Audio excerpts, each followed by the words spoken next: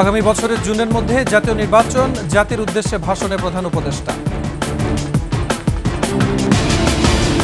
পাকিস্তানের সহযোগীরা গলা ফুলিয়ে কথা বলছে, বললেন মির্জা ফখরুল। 1500 কোটি টাকার অবৈধ সম্পদের খোঁজ, এস আলম দম্পতির বিরুদ্ধে দুদকের মামলা।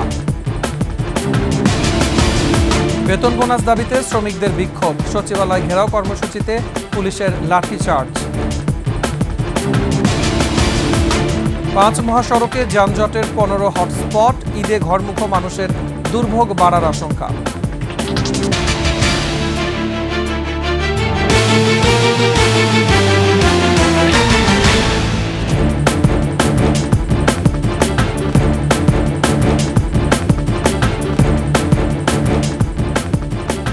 ছিলেন সংবাদ শিরোনাম। আমন্ত্রণ রাতের 21 সংবাদে, সাথে আছি মুজাহিদুল ইসলাম।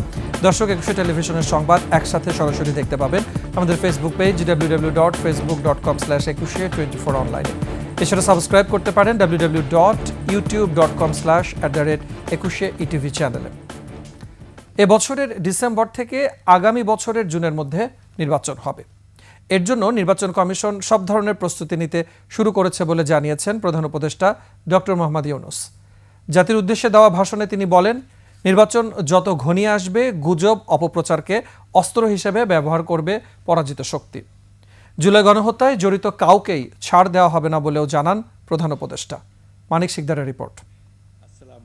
মহান স্বাধীনতা দিবস ও পবিত্র ঈদ উল ফিতর উপলক্ষে জাতির উদ্দেশ্যে ভাষণ দেন প্রধান উপদেষ্টা। শুরুতে 25 মার্চ কাল রাত স্মরণ করে 71-এর মহান মুক্তিযুদ্ধে সকল শহীদদের প্রতি শ্রদ্ধা জানান। সেই সাথে জুলাই বিপ্লবে শহীদদের প্রতিও শ্রদ্ধা জানান। সবাইকে স্বাধীনতা দিবসের অভিনন্দন জানাচ্ছি। 15 বছরে $234 বিলিয়ন পাচার হয়েছে উল্লেখ করে শেখ হাসিনার শাসন আমলের দুর্নীতি চিত্র তুলে ধরেন। অর্থনীতি পুনরুদ্ধারে সরকারের নানা উদ্যোগের কথাও জানান প্রধান উপদেষ্টা। তারা পালিয়ে যাবার সময় এক লণ্ডভণ্ড অর্থনীতি রেখে গেছে। এই পরিস্থিতিতে দায়িত্ব নেবার পর অর্থনীতি পুনরুদ্ধারের জন্য অন্তর্বর্তী সরকার নানা উদ্যোগ নিয়েছে। ব্যাংকিং খাতে শৃঙ্খলা ফিরেছে। ক্রমান্বয়ে অর্থনীতির অপরাপর সুযোগগুলো ইতিবাচক ধারায় ফিরতে শুরু করেছে। প্রধান উপদেষ্টা বলেন, আগামী নির্বাচন দেশের ইতিহাসে সবচেয়ে অবাধ, সুষ্ঠু ও গ্রহণযোগ্য করতে প্রস্তুতি নেওয়া হচ্ছে। এবছর ডিসেম্বর থেকে আগামী বছরের জুনের মধ্যে নির্বাচন হবে। আমরা চাই আগামী নির্বাচনটি বাংলাদেশের ইতিহাসে সবচেয়ে অবাধ, সুষ্ঠু ও গ্রহণযোগ্য নির্বাচন হবে। এই জন্য নির্বাচন কমিশন সব ধরনের প্রস্তুতি নিতে শুরু করেছে। সফল অভ্যুত্থানে শেখ হাসিনার পতন হলেও যুদ্ধ শেষ হয়নি। গুজবকে অস্ত্র হিসেবে ব্যবহার করছে পরাজিত শক্তি। এই ব্যাপারে সবাইকে সতর্ক থাকার আহ্বান জানান প্রধান উপদেষ্টা। দেশকে অস্থিতিশীল করার জন্য একের পর এক মিথ্যা তথ্য ছড়িয়ে দিয়ে জনগণকে বিভ্রান্ত করার চেষ্টা চলছে। যতই নির্বাচন কাছে আসবে, এর রূপ আরো ভয়ঙ্কর হতে থাকবে। কারা এর পেছনে আছে, কেন আছে, তা আপনাদের সবারই জানা আছে। আমরা এই গুজব ও মিথ্যা তথ্যের প্রচারণা রোধ করতে জাতিসংঘের সহযোগিতা চেয়েছি। গণহত্যায় জড়িতদের বিচার এদেশের মাটিতে হবে বলেও এই সরকার প্রতিজ্ঞাবদ্ধ বলেও জানান ডক্টর মোহাম্মদ ইউনূস। যারা নির্বিচারে মানুষ হত্যা করেছে, যারা ইতিমধ্যে হত্যাকারী হিসেবে বিশ্বের কাছে স্বীকৃত, তাদের বিচার এ দেশের মাটিতে হবেই। মানিক শিকদার, 21 টেলিভিশন, ঢাকা। 25 মার্চে গণহত্যার জন্য আজও ক্ষমা চায়নি পাকিস্তান। একটি মহল এরই মধ্যে মুক্তিযুদ্ধের চেতনা ভুলিয়ে দিতে চায়। যারা সেদিন পাকিস্তানিদের সহযোগী ছিল, তারা আজ গলা ফুলিয়ে কথা বলছে। এসব কথাই বললেন বিএনপি মহাসচিব মির্জা ফখরুল ইসলাম আলমগীর। বিএনপির স্বাধীনতা দিবসের আলোচনা সভায় তিনি বলেন, যারা শতাধিক গাড়িবহর নিয়ে নির্বাচনের ক্যাম্পেইন করতে যায়, তারা কি করবে সেটা সবার জানা আছে। সোহেল সামির রিপোর্ট। মহান স্বাধীনতা দিবস উপলক্ষে রাজধানীর ইঞ্জিনিয়ার্স ইনস্টিটিউটে আলোচনা সভার আয়োজন করে বিএনপি। এতে বক্তব্য দেন দলের সিনিয়র নেতারা। দেশে চলমান বিশৃঙ্খলার সুযোগে স্বাধীনতা বিরোধী চক্রের উত্থান ঘটেছে। তারা জাতিকে মুক্তিযুদ্ধের চেতনা ভুলিয়ে দিতে চায় বলে মন্তব্য মহাসচিবের। গণহত্যা করেছিল, লক্ষ লক্ষ মানুষকে হত্যা করেছিল, তার জন্য পাকিস্তান এখন পর্যন্ত কিন্তু বাংলাদেশের কাছে ক্ষমা প্রার্থনা করে না। যারা সেদিন সহযোগিতা করেছে, যারা সেদিন সে হত্যাযজ্ঞে সহযোগিতা করেছে, তারা এখন গলা ফুলিয়ে কথা বলে। এখন পরিবেশ তৈরি হয়েছে, কিছু কিছু মানুষ কিছু কিছু দল, কিছু কিছু গোষ্ঠী একটা বোঝানোর চেষ্টা করছেন যে ৭১ কোনো ঘটনাই ছিল না। সোশ্যাল মিডিয়া ব্যবহার করে একটি মহল দেশকে অস্থিতিশীলতার দিকে নিয়ে যাচ্ছে। তাদের শোডাউনের রাজনীতি মানুষ গ্রহণ করবে না বলেও জানান ফখরুল। সোশ্যাল মিডিয়াতে কিছু নতুন নতুন আমি বলি কুতুব আবির্ভূত হয়েছে। তারা বাংলাদেশকে কোথায় নিয়ে যেতে চায় আমি জানি না। যে আমাদের দেশপ্রেমিক সেনাবাহিনী তাকে পর্যন্ত আজকে বিতর্কিত করার চেষ্টা চলছে, যে আমরা কোনো মতেই মেনে নিতে পারি না। যারা ১০০ গাড়ি নিয়ে ইলেকশন ক্যাম্পেইন করতে যায় তারা কি করবে সেটা আমরা ভালো বুঝি। নানা ওসিলায় সরকার নির্বাচনের তারিখ ঘোষণা করছে না বলে অভিযোগ বিএনপির এই সিনিয়র নেতার। নানাভাবে উছিলা সৃষ্টি করা হচ্ছে, যেমন নির্বাচনের আগেই কেউ কেউ চাচ্ছেন সংস্কার সাধন শেষ করে তারপরে নির্বাচন হবে। ভাবা হয়েছিল অবৈধভাবে ক্ষমতা আঁকড়ে থাকার প্রকল্প থেকে বাংলাদেশ মুক্ত হয়েছে, তবে সেই প্রবণতা এখনো আছে বলে মনে করেন দলের স্থায়ী কমিটির এই সদস্য। শেখ হাসিনা এক ধরনের প্রকল্পের মাধ্যমে ক্ষমতা দখল করেছে, আজকে কি কোনো আবার নতুন প্রকল্পের জন্ম হচ্ছে কিনা। এদিকে কেন্দ্রীয় কার্যালয়ে তারকা ক্রিকেটার তামিম ইকবালের সুস্থতা কামনায় মিলাদ ও দোয়া মাহফিলের আয়োজন করে বিএনপি। উপস্থিত ছিলেন দলটির স্থায়ী কমিটির সদস্য মির্জা আব্বাস। সোহেল সামি, একুশে টেলিভিশন, ঢাকা। জাতীয় নাগরিক পার্টির জ্যেষ্ঠ যুগ্ম সদস্য সচিব ডক্টর তাসনিম জারার চিঠির জবাব দিয়েছেন দলটির উত্তরাঞ্চলের মুখ্য সংগঠক সার্জিস আলম। সার্জিস আলমের শতাধিক গাড়ির বহর নিয়ে পঞ্চগড়ে নিজের এলাকায় যাওয়া ঘিরে যেসব প্রশ্ন উঠেছে সেগুলোর ব্যাখ্যা চেয়ে ফেসবুকে পোস্ট দেন তাঁর দলেরই নেতা তাসনিম জারা। প্রায় ২ ঘন্টার মধ্যে নিজের ফেসবুক পোস্টে তার জবাব দেন সার্জিস আলম। তিনি বলেছেন, তারা যে নতুন বন্দোবস্তের কল্পনা করেন সেটা ৬ মাসের মধ্যে প্রয়োগ করলে নির্বাচনে ৯৫% ক্ষেত্রেই জামানত হারানোর সম্ভাবনা থাকবে। তাছাড়া তার পরিবারের যথেষ্ট অর্থ ও সামর্থ্য রয়েছে নির্বাচন করার জন্য বলেও দাবি করেছেন সার্জিস আলম। বিতর্কিত ব্যবসায়ী গ্রুপ এস আলমের বিরুদ্ধে এবারে অবৈধ সম্পদ অর্জনের পৃথক ২টি মামলা করেছে দুদক। অলিগার্ক সাইফুল আলম ও তার স্ত্রীর বিরুদ্ধে ১৫০০ কোটি টাকার অবৈধ সম্পদ অর্জনের অভিযোগ আনা হয়েছে। স্থাবর অস্থাবর সম্পদের খোঁজ পাওয়া গেছে সিঙ্গাপুর, সাইপ্রাস, ব্রিটিশ ভার্জিনিয়া আইল্যান্ডে। বিস্তারিত জানাচ্ছেন দীপু শিকদার।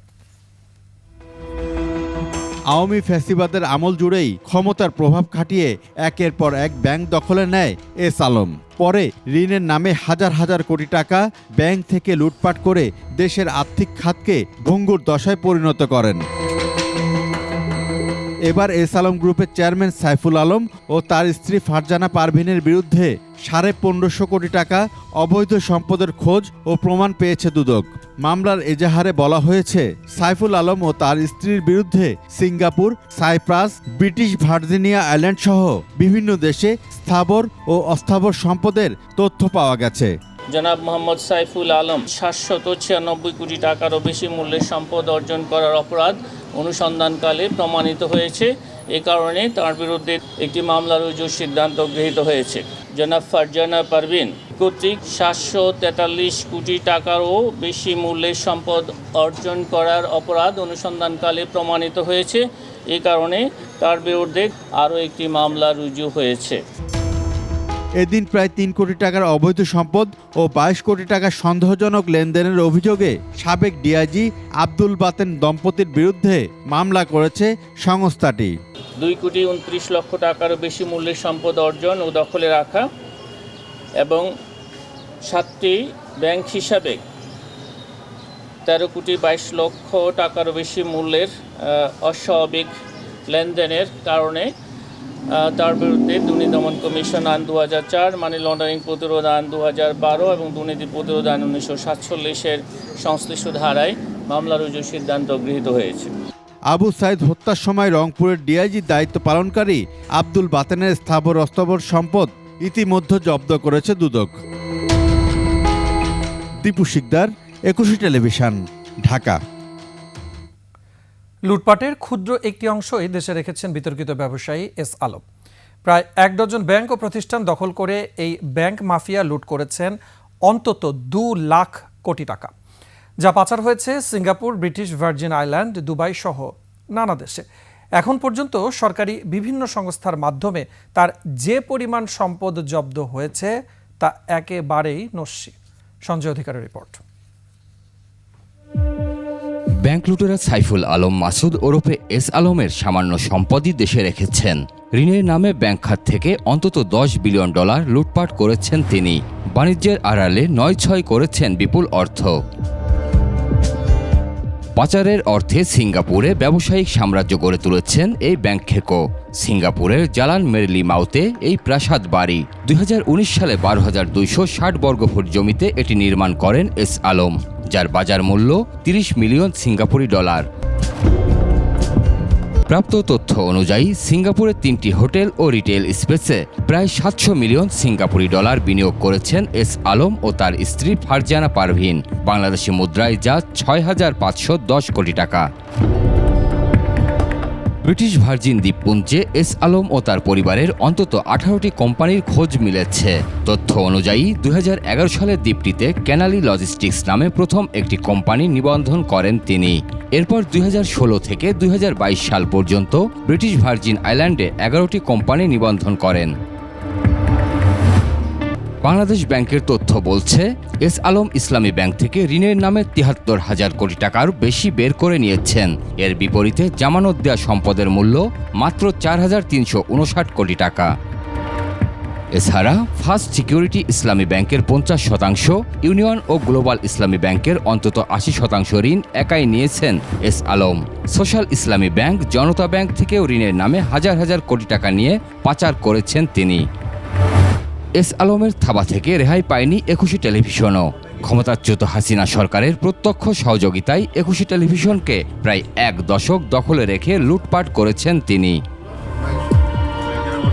হাসিনার পতনের পর এস আলম ও তার পরিবারের কাছ থেকে সম্পদ উদ্ধারের চেষ্টা করছে অন্তর্বর্তী সরকার। তৎপর হয়ে উঠেছে দুর্নীতি দমন কমিশন, BFIU সহ সরকারের নানা সংস্থা। এরই মধ্যে এস আলম ও তার পরিবারের অন্তত 227টি ব্যাংক হিসাব জব্দ করা হয়েছে। এছাড়া তার নিয়ন্ত্রণে থাকা ইসলামী ব্যাংকে 83% শেয়ার সহ লুটের শিকার ব্যাংকগুলোতে এই মাফিয়া পরিবারের সব শেয়ার জব্দ করা হয়েছে। এছাড়া দেশের বিভিন্ন জায়গায় থাকা কয়েকশো একর সম্পত্তি রয়েছে জব্দের তালিকায়। সঞ্জয় অধিকারী, 21 টেলিভিশন, ঢাকা। বকেয়া বেতন ও বোনাস পরিশোধের দাবিতে সচিবালয় অভিমুখে পোশাক শ্রমিকদের মিছিলে লাঠিপেটা করেছে পুলিশ। মঙ্গলবার বেলা 12টার দিকে শ্রমিকরা শ্রম ভবনের সামনে থেকে মিছিল নিয়ে সচিবালয়ের দিকে যাওয়ার সময় প্রেস ক্লাবের সামনে এই ঘটনা ঘটে। এই ঘটনায় 29 জনেরও বেশি শ্রমিক ও 3 পুলিশ আহত হয়। বিস্তারিত জানাচ্ছেন দীপু শিকদার।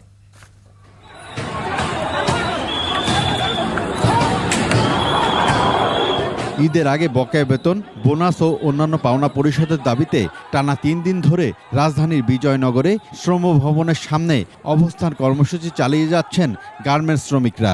সোমবার নয়াপল্টনের সামনে সড়ক অবরোধ করলেও মঙ্গলবার তারা শ্রম ভবন থেকে সচিবালয় অভিমুখে মিছিল নিয়ে যান।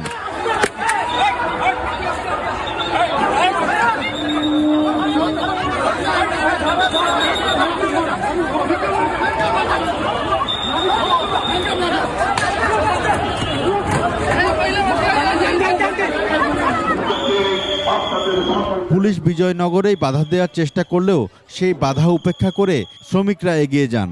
পল্টন পার হয়ে তোপখানা রোডের প্রবেশ করার সময় পুলিশ আবারও বাধা দেয়, হয়ে ওঠে মারমুখী।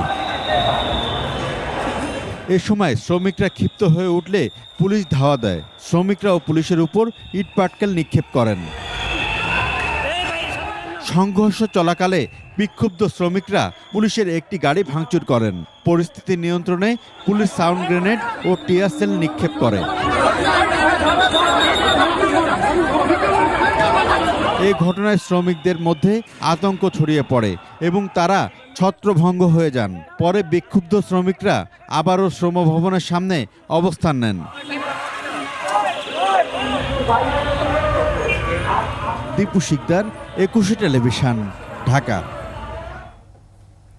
27 মার্চের মধ্যে 12 কারখানার সকল শ্রমিকদের বকেয়া পাওনা পরিশোধ করতে হবে। তাদের দেশ থেকে নিষেধাজ্ঞাও দেওয়া হয়েছে বলে জানিয়েছেন শ্রম ও নৌপরিবহন উপদেষ্টা অবসরপ্রাপ্ত ব্রিগেডিয়ার জেনারেল শাখাওয়াত হোসেন। 27 তারিখের পরে যদি দেখি যে আরও কিছু বাকি আছে, তাদেরকেও বন্ধ করে দেবো। আর যদি তারা 27 তারিখের মধ্যে ভেঙে যায় তাহলে ফ্যাক্টরি তারা লাগবে, ফ্যাক্টরি বিক্রির ব্যবস্থা আমরা করবোই করবো। ঈদযাত্রায় দেশের 5টি মহাসড়কে যানজটের হটস্পট 12 থেকে 15টি। এসব জায়গায় ঈদে ঘরমুখো মানুষের দুর্ভোগ বাড়বে বলে আশঙ্কা করা হচ্ছে। যদিও যাত্রা স্বস্তির উপহার দিতে নানা ব্যবস্থার কথা বলছে সড়ক বিভাগ সহ হাইওয়ে পুলিশ। প্রতিনিধিদের তথ্য ছবিতে ডেস্ক রিপোর্ট। ঈদযাত্রার শেষ 4 দিনে ঢাকা ছাড়বেন 1,20,00,000 মতো মানুষ। এতে রাস্তায় গাড়ির চাপ বাড়ে ব্যাপক। সেই চাপে স্বস্তির ঈদযাত্রা ম্লান হবে অনেকের। ঈদযাত্রায় ব্যস্ততম ঢাকা চট্টগ্রাম মহাসড়কের কুমিল্লা অংশের 104 কিলোমিটারের বেশ কটি স্থান যানজটের হটস্পট। দাউদকান্দির মেঘনা গোমতী সেতুর টোল প্লাজা থেকে 14 গ্রামে আমজাদের বাজার পর্যন্ত অংশে আর বাইপাস, চৌমুহনী ও বাস স্টপেজগুলো মানুষের ভোগান্তির কারণ হতে পারে। লোকাল গাড়ি থাকে, এটির কারণে জামজস্তি হয় কম বেশ কিছু। ঢাকা ময়মনসিংহ মহাসড়কের শিকারীকান্দি, চুরখাই, ত্রিশাল, ভরাডোবা সহ বিভিন্ন পয়েন্টে সকাল থেকে সন্ধ্যা পর্যন্ত 2 লেন দখল করে দাঁড়িয়ে থাকে বালুর ট্রাক। এতে সড়কে প্রতিনিয়ত সৃষ্টি হয় যানজট।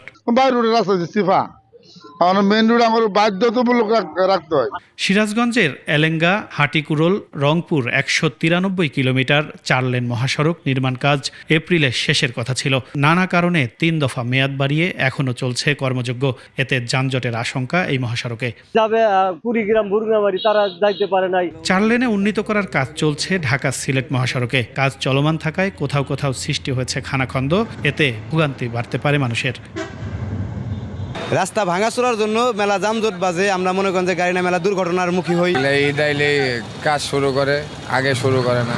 নারায়ণগঞ্জের রূপগঞ্জে ঢাকা সিলেট মহাসড়কের ভুলতা, গাউসিয়া ও এশিয়ান হাইওয়ে সড়কের কাঞ্চন সেতু এলাকায় ঈদযাত্রার যানবাহনের চাপ বাড়ায় সৃষ্টি হচ্ছে যানজট।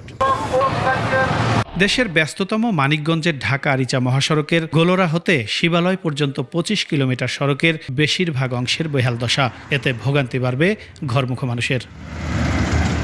যদিও ঈদযাত্রা স্বস্তির করতে নানা ব্যবস্থার কথা বলছে সড়ক বিভাগ সহ হাইওয়ে পুলিশ।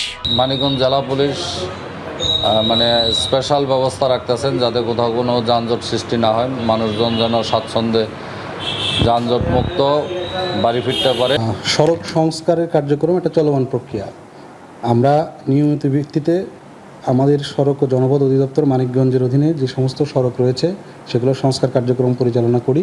2-1 দিনের মধ্যে সড়কে বাড়বে ভিড়। তখন বাস্তবতা কি দাঁড়ায় সেটাই এখন দেখার বিষয়। Firoz Hossain, desk report, 21 television. July গণ অভ্যুত্থানকে বাংলাদেশের ইতিহাসে যুগান্তকারী ঘটনা উল্লেখ করে অংশগ্রহণকারী যোদ্ধাদের জাতির গর্ব হিসেবে উল্লেখ করেছেন সেনাপ্রধান জেনারেল ওয়াকারুজ্জামান। ঢাকা সেনানিবাসের আর্মি মাল্টিপারপাস কমপ্লেক্সে জুলাই গণ অভ্যুত্থানে আহত ও শহীদ পরিবারের সংবর্ধনা অনুষ্ঠানে তিনি বলেন, এই আন্দোলনে তরুণরা শুধু অংশগ্রহণই করেনি, বরং কিভাবে সত্য ও সঠিক পথে ন্যায়সঙ্গত দাবি আদায় করা যায় সেই অনুপ্রেরণা জুগিয়েছে।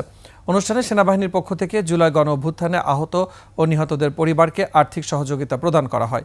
সে সময় 72 জন আহত যোদ্ধা ও শহীদ পরিবারের সদস্য সহ সেনাবাহিনীর ঊর্ধ্বতন কর্মকর্তাবৃন্দ উপস্থিত ছিলেন। সেনাপ্রধান জেনারেল ওয়াকারুজ্জামানের সাথে সাক্ষাৎ করেছেন ইউএস আর্মি প্যাসিফিক কমান্ডের deputy commander lieutenant general Joel B Vowell. সাক্ষাৎকালে তারা ছাড়াও বাংলাদেশ ও যুক্তরাষ্ট্রের সশস্ত্র বাহিনীর মধ্যকার সক্ষমতা বৃদ্ধির বিভিন্ন বিষয়ে আলোচনা করেন। এ সময় ইউএস আর্মি প্যাসিফিক কমান্ড এর ডেপুটি কমান্ডার জাতিসংঘ শান্তিরক্ষা মিশনে বাংলাদেশ সেনাবাহিনীর অনন্য ভূমিকার ভূয়সী প্রশংসা করেন। এছাড়াও তিনি বর্তমানে in aid to civil power এ মোতায়েন বাংলাদেশ সেনাবাহিনীর সদস্যদের পেশাদারিত্ব ও বিভিন্ন কার্যক্রমেরও প্রশংসা করেন। এ সময় বাংলাদেশে নিযুক্ত যুক্তরাষ্ট্রের মান্যবর charge d' affaires Tracey Ann Jacobson উপস্থিত ছিলেন। রাতের সংবাদের সময় হচ্ছে একটা বিরতি। ফিরে আসার পরে অন্যান্য খবরের সাথে আরও যা থাকছে। ট্রাইব্যুনালের সামনে বিক্ষোভ, পদত্যাগ দাবি শোভনীয় নয় বললেন চিফ প্রসিকিউটর।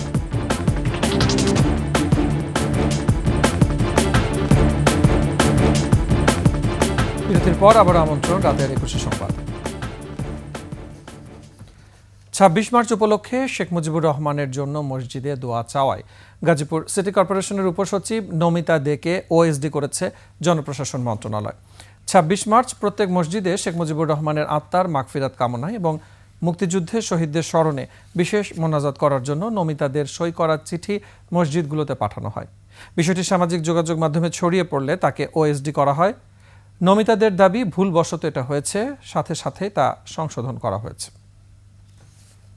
অনেকগুলো চিঠি স্বাক্ষর করতে হতো, এটা ভুলে স্বাক্ষর হয়ে গেছে, ওই নামটা রয়ে গেছিল অসাবধানতাবশত, পরে চেঞ্জ করে দিচ্ছি। এটা আচ্ছা, ভুলে টুলে কোনো চিঠি অফিসে স্বাক্ষর হইলে সেটা আমরা চেঞ্জ করে ঠিক করে দেই না, কিন্তু এটা কেউ একজন ভাইরাল করছে, এটা আমরা বিলি করে নেই, এটা এমন না যে আমরা কাউকে দিচ্ছি। এটা জুলাই আন্দোলনে চট্টগ্রামে ওয়াসিম হত্যায় আজম নাসির, মহিবুল হাসান চৌধুরী সহ 15 জনের বিরুদ্ধে গ্রেফতারি পরোয়ানা জারি করেছে ট্রাইব্যুনাল। এই মামলায় কারাগারে থাকা আরেক আসামিকে গ্রেফতার দেখানো হয়েছে। বিচারপতি সৈয়দ গোলাম মর্তুজা মজুমদারের নেতৃত্বে 3 সদস্যের ট্রাইব্যুনাল এই আদেশ দেন। বিস্তারিত শাকের আরজু রিপোর্টে।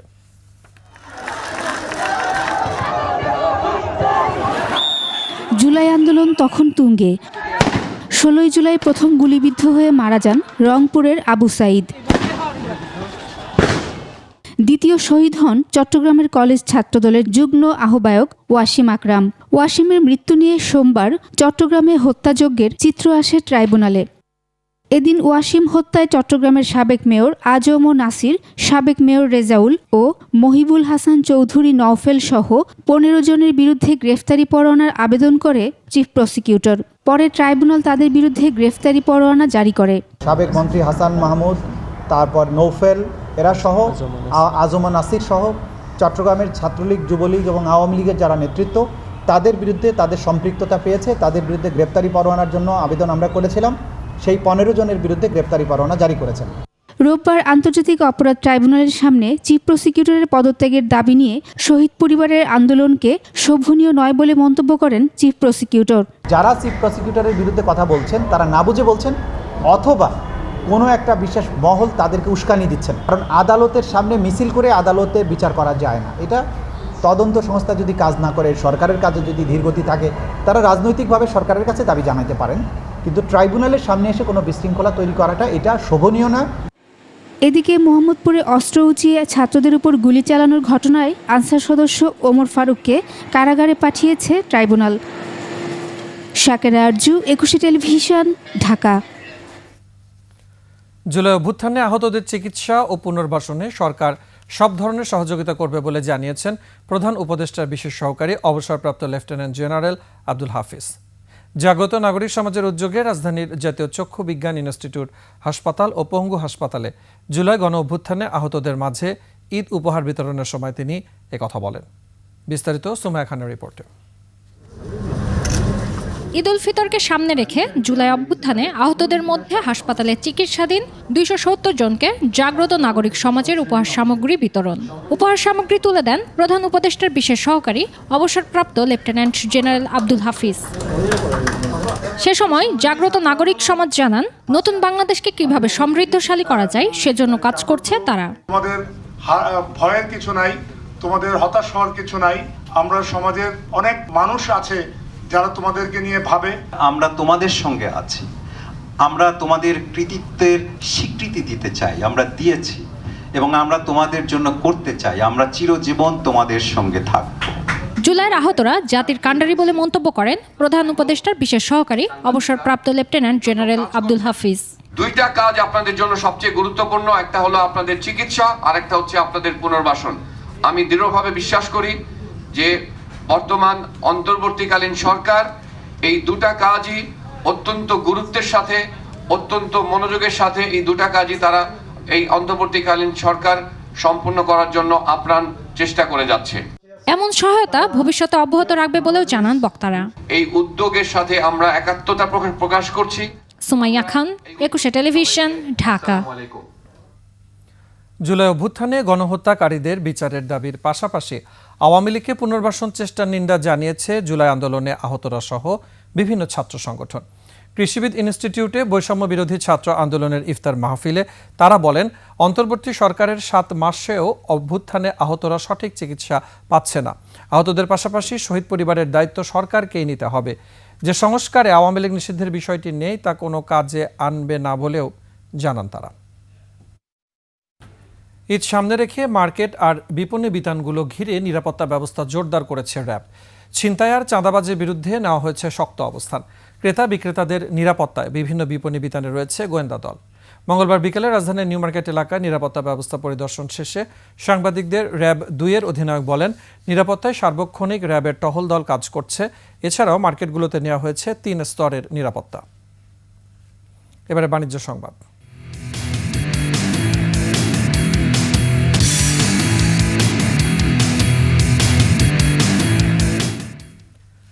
ইসলামী ব্যাংকিং ইসলামের মৌলিক আকীদার সাথে সম্পর্কিত বলে উল্লেখ করেছেন ঢাকা বিশ্ববিদ্যালয়ের vice chancellor professor doctor Niaz Ahmed খান।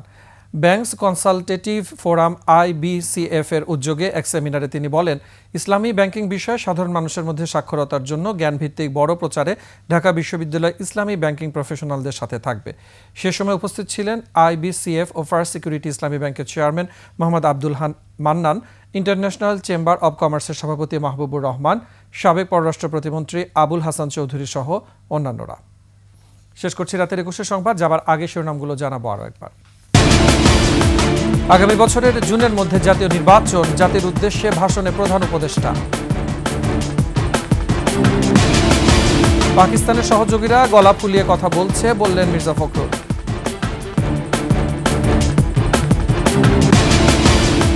$1500 কোটি টাকার অবৈধ সম্পদের খোঁজ, এস আলম দম্পতির বিরুদ্ধে দুদকের মামলা। বেতন বোনাস দাবিতে শ্রমিকদের বিক্ষোভ, সচিবালয় ঘেরাও কর্মসূচিতে পুলিশের লাঠিচার্জ। 5 মহাসড়কে যানজটের 15 হটস্পট, ঈদে ঘরমুখো মানুষের দুর্ভোগ বাড়ার আশঙ্কা।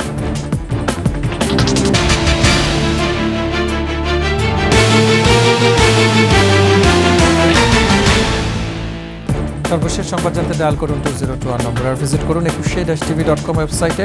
ফেসবুকে ভিজিট করতে পারেন www.facebook.com/2124 অনলাইন। এছাড়া সাবস্ক্রাইব করতে পারেন www.youtube.com/21etv চ্যানেলে।